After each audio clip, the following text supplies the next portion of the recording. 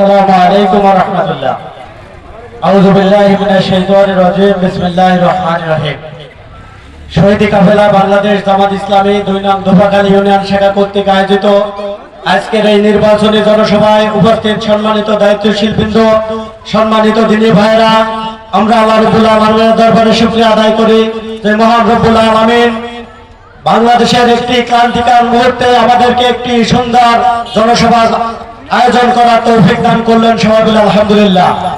সম্মানিত উপস্থিতি, জনসভা মঞ্চে দাঁড়িয়ে লম্বা বক্তব্য দেওয়ার জায়গা না। প্রিয় উপস্থিতি, আমি আপনাদের সামনে 2টি প্রশ্ন রেখে আমার বক্তব্য শেষ করতে চাই। বাংলাদেশ আগামী 12 ফেব্রুয়ারি জাতীয় নির্বাচন অনুষ্ঠিত হচ্ছে।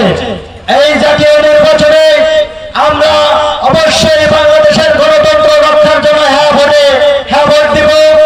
প্রিয় উপস্থিতি, আপনাদের প্রতি আকুল আহ্বান, এই ধোপাখালী ইউনিয়ন আমাদের প্রিয় মাতৃভূমি।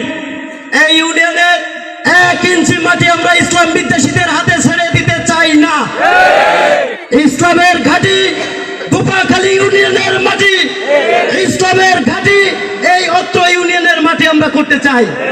প্রিয় উপস্থিতি, আজকের সম্মানিত অতিথিদের সামনে আল্লাহ রাব্বুল আলামিনকে হাজির নাজির জেনে আমরা একটি শপথ করতে চাই।